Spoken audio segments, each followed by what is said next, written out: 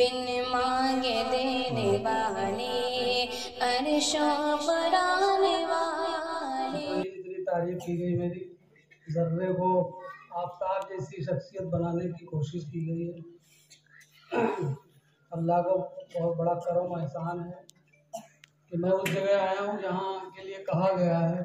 किसी बड़े बुजुर्ग ने कहा था, जब मुझे याद नहीं किसने कहा था, इल्म सिखाना है तो आप औरत को सिखाइए, लड़की को सिखाइए, बच्ची को, क्योंकि वो अकेले नहीं सीखती है। वो जब सीखती है तो नस्लें बनती हैं, उससे ख़ानदान बनते हैं। तो मैं उस जगह पर आया हूँ, मुझे उम्मीद है कि जब यहाँ से आप निकलेंगी तो आप ही किसी सलाहुद्दीन अय्यूबी की परवरिश कर रही होंगी इंशाअल्लाह, या किसी शकरगंज की परवरिश कर रही होंगी। हो सकता है कि आपके वतन से कोई खालिद बिन वलीद पैदा हो जाए इंशाअल्लाह।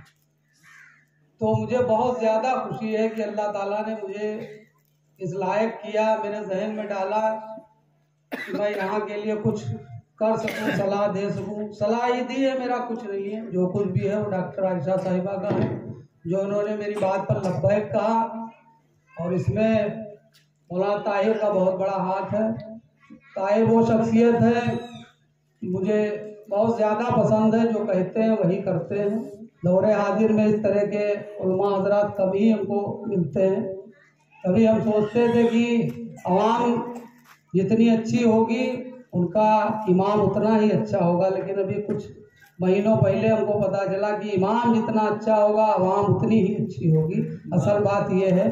तो उन्हीं में का ताहिर है। और आपके मदरसे में जितने भी उस्ताद हैं, मैं उन्हें खैर ज़्यादा तो नहीं जानता, लेकिन मुझे पूरी उम्मीद है कि जहाँ ताहिर जैसी शख्सियत ने जिस जगह को चुना है तो कुछ सोच समझ करके ही चुना होगा।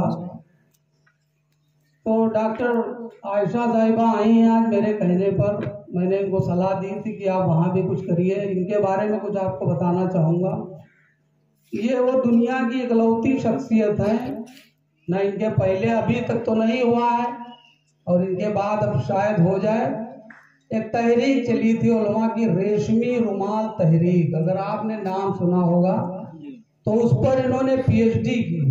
माशाअल्लाह, दुनिया की इकलौती शख्सियत है जिन्होंने रेशमी रुमाल तहरीक के ऊपर PhD की हुई। इनकी जाए पैदाइश उस जगह है जहाँ जाने को लोग तरसते हैं। उस मदरसे में एडमिशन पाने के लिए कोशिशें करते हैं। देवबंद से इनका वास्ता है। इनकी जाए पैदाइश देवबंद है। दारुल उलूम देवबंद से चंद कदमों की दूरी पर इनका घर है। तो वहीं इनके कानों में सदा आती थी हैया अलल सलाह, हैया अलल फलाह की। और अल्लाह को शख्सियतें पसंद आई तो अल्लाह ने जो है इनको इस्लाम से नवाजा। ये खुशनसीबी है हमारे लिए भी और इनके लिए भी। रेशमी रुमाल पर तहरीक, रेशमी रुमाल पर PhD करने के दौरान जब इन्होंने रिसर्च करना शुरू किया तो धीरे धीरे इस्लाम इनके अंदर सरायत करता गया और फिर अल्लाह ने इनको हिदायत दी और आज अल्लाह ने इनको इस मकाम पर पहुंचा दिया।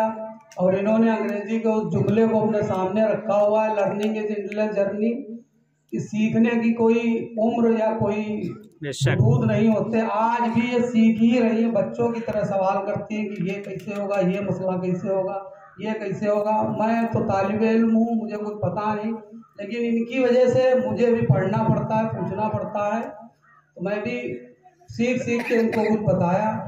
यहाँ ये आई हैं, जहाँ तक मैं महसूस कर रहा हूँ बहुत ज़्यादा खुश हैं। इन्होंने आज जो कुछ किया आइंदा इससे ज़्यादा की तवक्को हमको है, उम्मीद है। और अब मैं गुजारिश करना चाहूँगा डॉक्टर साहिबा से कि वो माइक पर आएँ और अपने तासुरात का इजहार करें। बहुत बहुत